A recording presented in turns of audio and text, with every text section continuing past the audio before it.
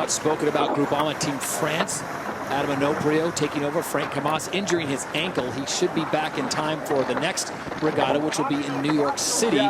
But right now, young Adam Onoprio did a good job, especially during the practice as he got ready. And then it just seemed like the momentum swallowed him up on the races yesterday. Their best finish yesterday, finishing in third in race number 2. Can they get across? They can't across. A big dip behind Artemis right now. Artemis, the right-of-way boat.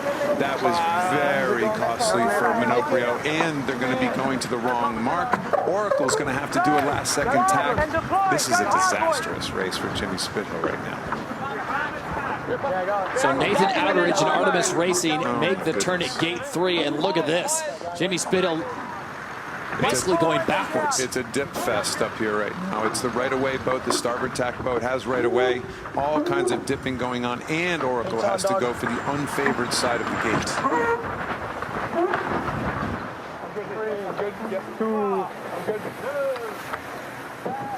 So that puts the Americans in dead last, 2:17 behind our leaders right now, which is Emirates Team New Zealand. Look at the advantage. They can maintain that third position. So right now, Jimmy Spithill needs to get himself into first and needs France to finish ahead of Land Rover BAR. And he's dipping behind Team France. Oracle Team USA is on port tack. They give the right-of-way boat. Of all boats, the spoiler, Groupama Team France moves into first.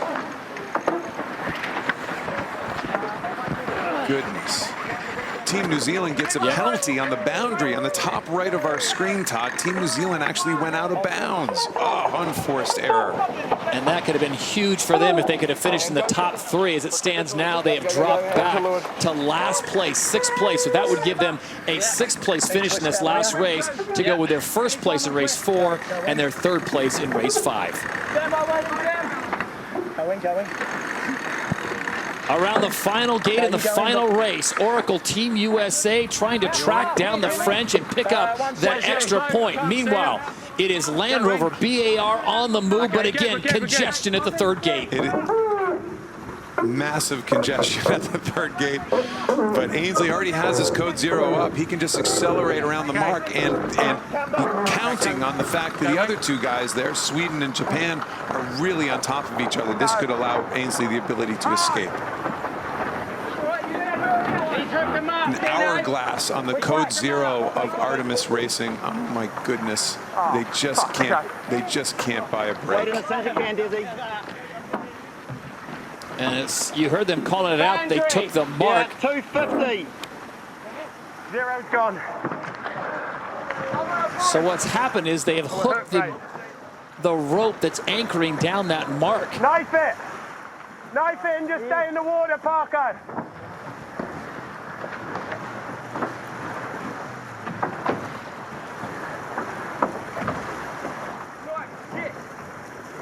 They had an hourglass on their code 0, hooked the mark. I think that would be referenced by my friends from down under as a shocker.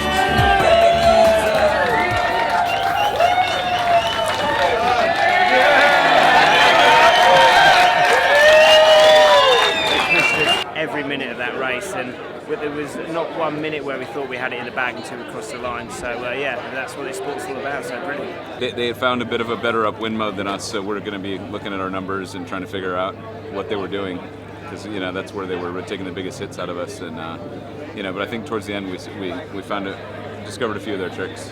I think that we were fast upwind and Fedo was fast downwind because they were light and we were heavy. Simple. Life is always simple. Favourite bit of the course? It's probably the start, to be honest, picking our way through all those boats when you're doing some 25 knots. I can't wait to see the footage. That's going to turn a few heads. I grew up sailing here in Antigua. Well, my first job on boats was here in Antigua, so I've seen the whole place develop and lots of people here. So it's fantastic to have all the horns blaring as you come in and so many people on the dock. Yeah, it's magical. Hey, all of it, it's just so many turning marks, it's brilliant. I mean, it's not like any other course out there.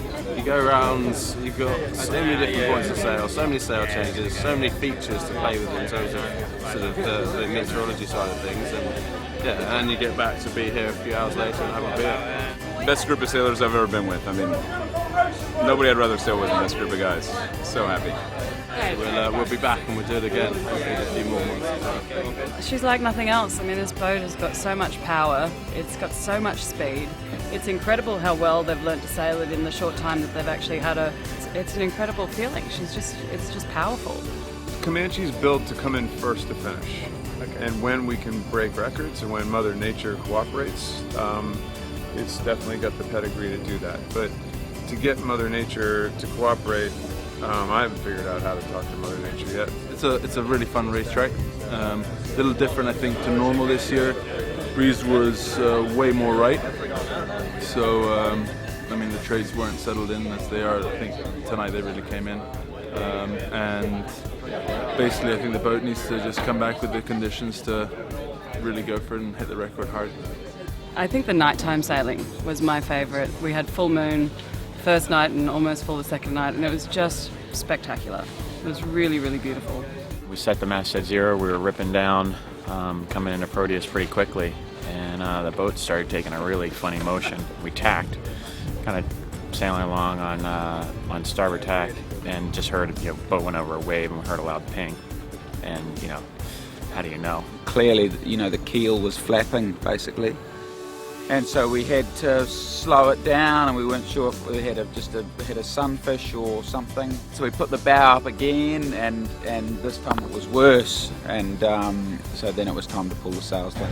But it was shaping up to be a great leg, that is for sure. And then they slowed right down. So we assumed that they had some kind of problem. Hopefully it's not too bad, and we'll see them at the next event.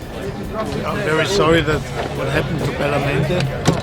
They couldn't finish the race, but this can happen. Well, it was always going to be intense, this race, and it certainly proved to be the case. It wasn't just Bellamente, it was Jetu and Momo as well. All four of us were battling it out at various times during this race. We caught a fishing line with two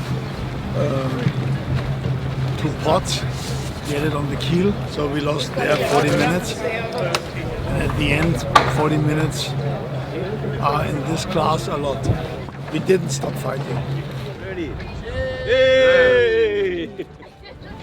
We got a little bit lucky. We won the day, but at the end of the day, though, it's congratulations to all the teams, because it's a great, great event, and everybody show that not only we have great teams, great sailors. So I'm very happy.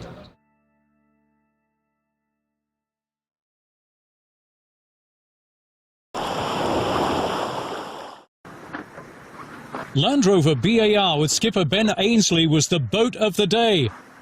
2 victories and a 3rd place earned the British contender 28 points at the Gulf of Oman for the Louis Vuitton America's Cup qualifiers. Yeah, it was a good day for the team. It's been quite a long time since we were racing last, so to get back on the World Series, have a good opening day was important for us.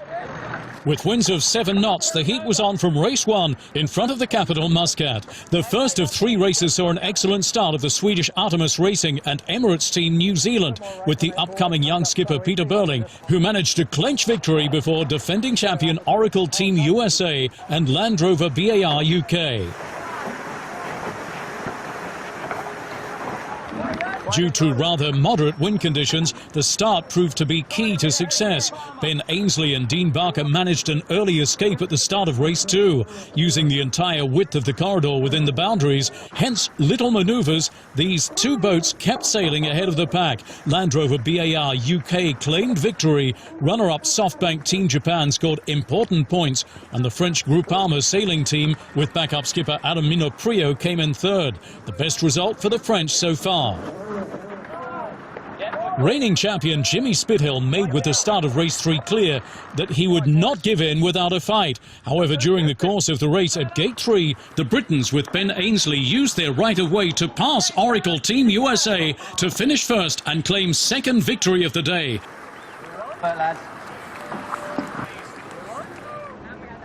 The Swedes took advantage of the match race between Dean Barker and Peter Burling to cross the finish line third. So we made a few changes, and I thought in the third race we made another big step, which is great.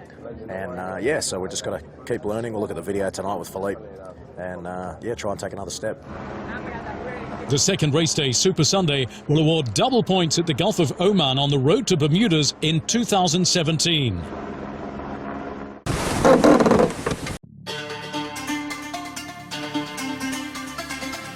Last week, the South of Perth Yacht Club hosted the M32 Qualifying Match Race Regatta. In a first for Australia, the M32's made their debut on the Swan River, just out from the South of Perth Yacht Club. After 3 days of racing, there were no injuries or capsizes. The final results were Evan Walker first place, followed by Stephen Thomas and Joachim Aschenbach. The top four now go on to compete in the first stage of the World Match Racing Tour Championships, being held at Bathers Beach in Fremantle on March 2 to 7. The South of Perth Yacht Club will be represented by Keith Swinton of Black Swan Racing, Matt Sherwood of Redline Racing, and Matt Whittington of Redline Racing. Be watching the World on Water next week for the World Match Racing Championships from Perth.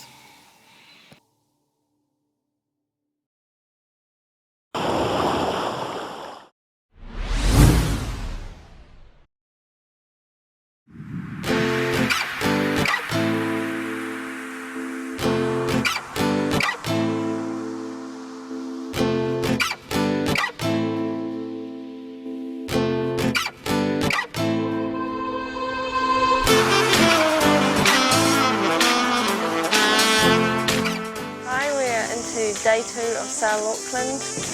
It's another very hot day, probably a better day to be on the beach at the moment as we're under postponement. It looks like the breeze is filling in shortly, so we should be out sailing soon. Yesterday was a great day. We had a small postponement before due to it being light winds, but then the wind came up and we got out. For us, it's pretty much a match race as there's only 2 boats. It's really actually exciting to get a different style of racing here, and the younger team is keeping us on our toes. We ended up getting a 1-1-2-2, so it's really even and it's really good racing for us.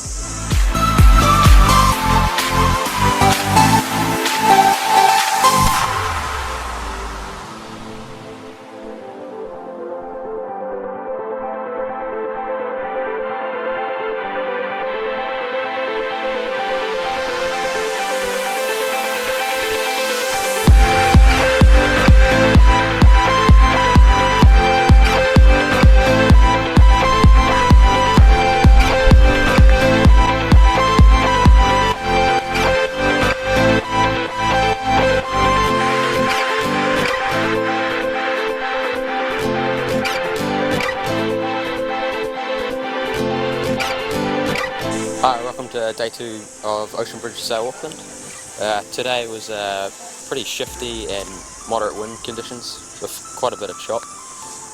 Challenging conditions, very hard to steer over the waves, and yeah. We had 2 decent results in the first 2 races and then 2 not so good ones in the last 2, but we're pretty happy about it as it's the second day we've ever been sailing 420 together.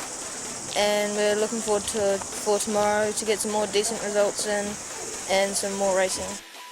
Hi, welcome to Murray's Bay Sailing Club, and Aon have very kindly provided some sponsorship money to provide a barbecue and some free drinks for the sailors and the volunteers at this regatta. So we're just cooking up some sausages and hamburgers and sorting out some drinks for the people that are here.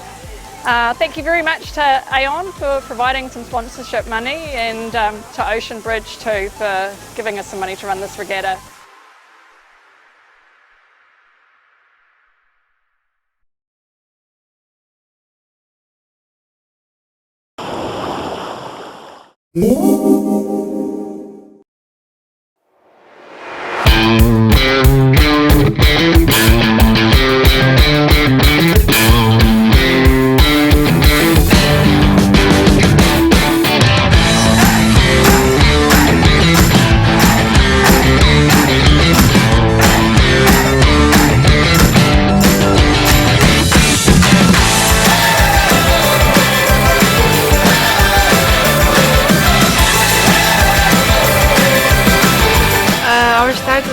Tough with really light wind and super hard conditions.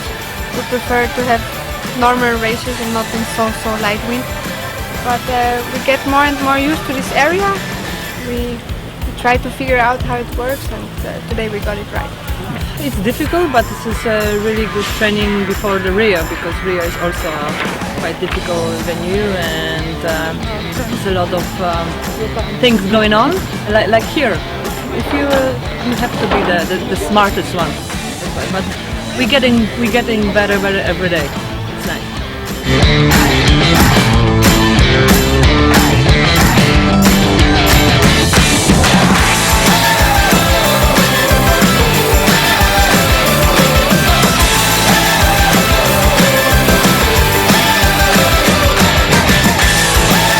Yeah, I mean, it's a great feeling to actually have a race win in the World Championship. It's pretty amazing.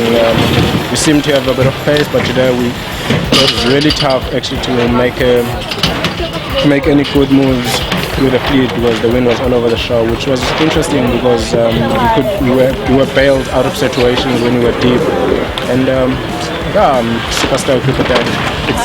It's really really complicated conditions, really tricky, and you know, it's very chaotic as well. So you've got to kind of just keep looking for the next opportunity and try and stay alive. A couple of times the squirrel said we were a little bit in trouble, and you know, we managed to find our way back into the race in both cases. So yeah, we're very happy, and I mean, we have quite a bit to go before the weekend. So yeah, it could be quite a few races. So we just try and keep going one race at a time, and hopefully find ourselves there on the weekend to contest it. That would be a dream.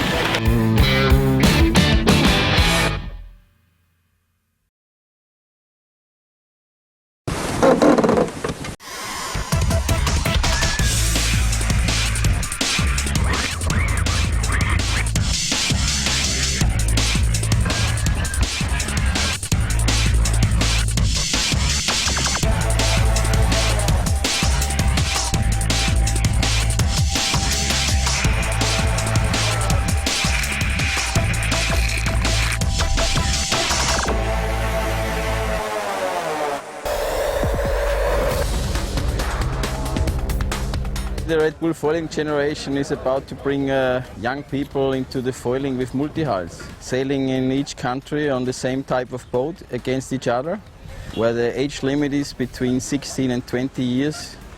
It's a knockout series, 4 boats on the starting line.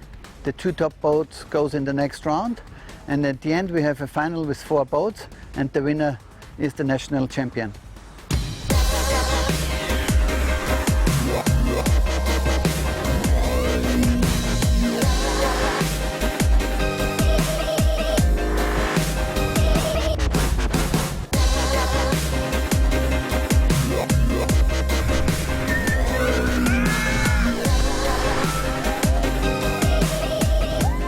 We have additional 9 stops for 2016, and we will have 16 nations at the World Final end of 2016. There are some really good countries on the list, some overseas, some in Europe, and I mean the expectations are always high. The best sailors should join. 3, 2, 1, mark!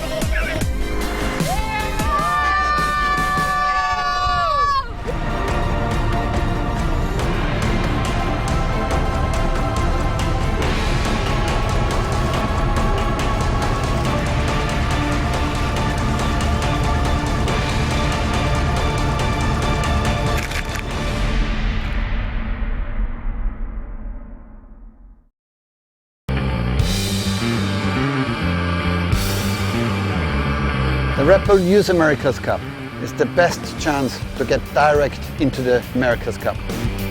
There's never been a pathway for the youth sailors, so now we have that pathway, and I think the most important point was, did it work? Well, the fact is the guy that won the last Red Bull Youth America's Cup in San Francisco, he's now skippering Team New Zealand. It's a great opportunity, and to make the most of it. It's something that doesn't happen very often. You probably only get one opportunity like it, and just to get out there and have a lot of fun. For me, being involved was probably the first time flying a hull on one of these 45s. It's definitely a sailing experience that you've never felt before. It's just completely out there, and it's something really special. The Red Bull Youth America's Cup helped me work with a team in a good environment. Everyone performing at a high level. You had to step up to the mark and perform to your best. If anyone was thinking of getting involved, I'd say go for it. It's just a great fun experience to be able to sail these boats, and foiling now, it's going to be absolutely amazing. It's definitely one of the best decisions I've made, is to put in that application and go for it. We are selecting the best sailors in the world in the age group between 20 and 25, and they race each other in 2017 in Bermuda. I think the talent we're going to get out of this will just blow people's minds away, and we'll see them involved in the America's Cup.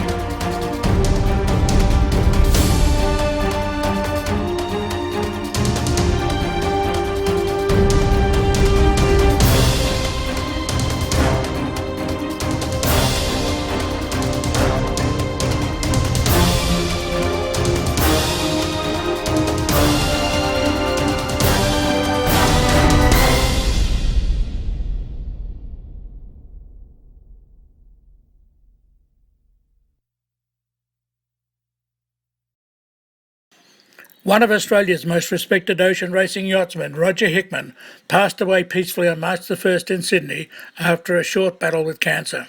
Born and bred in Tasmania, Roger collapsed in Hobart on New Year's Eve, having just completed the Hobart race. He won the race in 2014, and we sat down afterwards and he discussed the wild times and rides he had during the race. Vale Roger, may all your jibes be peaceful.